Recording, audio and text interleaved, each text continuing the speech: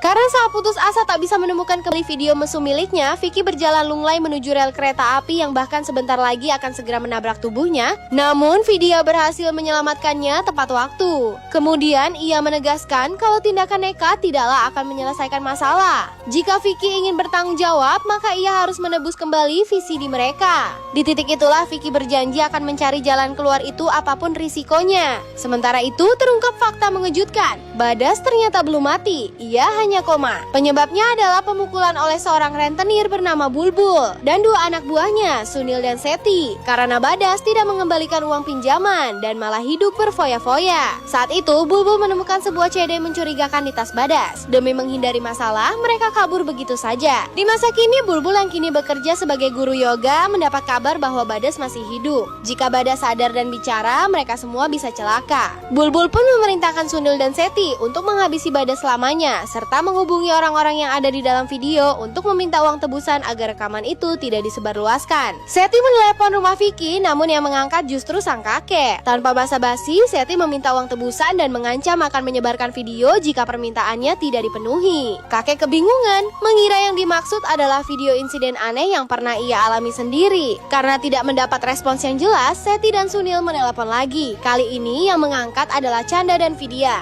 Begitu mendengar ancaman itu, keduanya langsung terpukul mentalnya. Malam harinya, Vidya dan Vicky benar-benar kebingungan. Mereka tidak tahu harus mendapatkan uang tebusan sebanyak itu dari mana. Namun mau tak mau, mereka harus berusaha mati-matian agar video tersebut tidak sampai tersebar. Sialnya, sang kakek diam-diam menguping pembicaraan mereka dan justru salah paham. Ia mengira kedua cucunya itu sedang berusaha membantunya mendapatkan kembali video mesum miliknya. Merasa terharu karena dikira diperhatikan, kakek pun bertekad mencari uang sendiri untuk menebus video tersebut. Karena sudah benar-benar kepepet, Vidya akhirnya punya ide nekat, yaitu mencuri uang dari brankas orang tuanya sendiri. Namun, di saat mereka akan melaksanakan aksi mereka, terjadi adegan yang memalukan. Orang tua Vidya justru sedang meributkan urusan ranjang. Hingga pada akhirnya, mereka bisa keluar dari bawah ranjang dan berhasil membuka brankas. Namun apesnya, di dalam tidak ada uang sama sekali, namun hanya ada tembakau rentengan milik ibunya Vidya. Saat mereka makin pusing, kakek tiba-tiba datang dan menyerahkan uang 40 juta.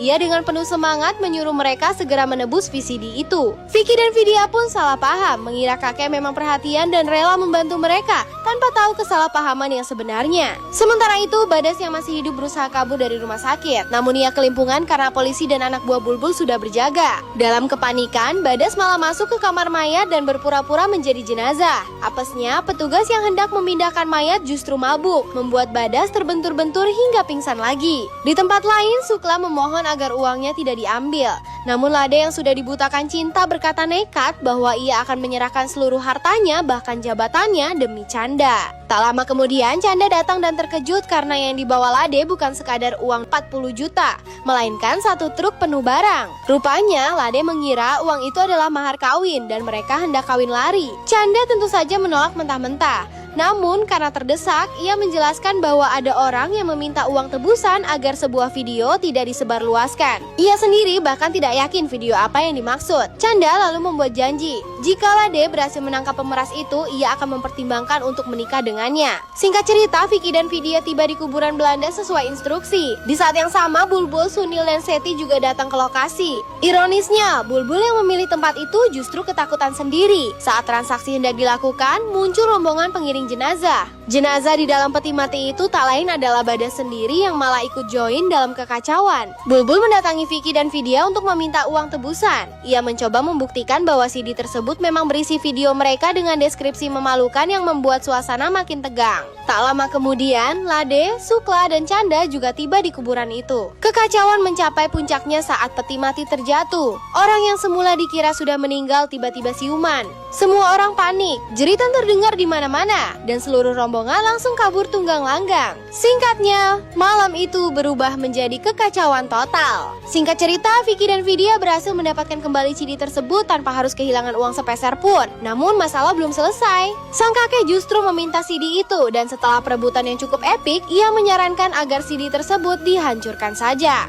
Ketika pasangan pengantin baru ini menonton ulang video malam pertama mereka menjadi terkejut. Memang itu adalah video mereka, tetapi diambil dari sudut pandang yang berbeda. Membuat Vidya langsung marah besar, mengira Vicky telah diam-diam merekam video lain tanpa sepengetahuannya. Vicky sendiri pun menjadi kaget, namun di saat itulah ia menyadari siapa dalang di balik semua kekacauan ini. Sementara itu, 4 orang pelaku pemerasan diikat di atas rel kereta api. Mereka diancam akan dilindas kereta jika tidak mengaku dari mana CD itu berasal. Ketika kereta benar-benar datang, akhirnya Badas menyerah dan mengaku. Ia bercerita bahwa sebelumnya ia mencuri mobil milik Pardesi dan menemukan sebuah tas berisi banyak CD berisi rekaman malam pertama pengantin baru. Melihat peluang cuan, Badas mencoba menukar tas itu dengan uang, namun sebelum transaksi terjadi, ia lebih dulu dipukuli hingga koma. Dari pengakuan tersebut, Lade langsung menggerebek Pardesi yang sedang berpesta. Saat hendak kabur, Pardesi ditangkap dan akhirnya mengaku bahwa ia bukan dalang utama. Ia menyebut satu nama yang membuat semua orang terkejut, Sajan Kumar, orang paling terpandang dan dianggap paling baik di kota. Awalnya tak ada yang percaya, namun kenyataannya Sajan telah menjalankan praktik keji ini bertahun-tahun. Ia rutin mengadakan pernikahan massal, merekam malam pertama para pengantin,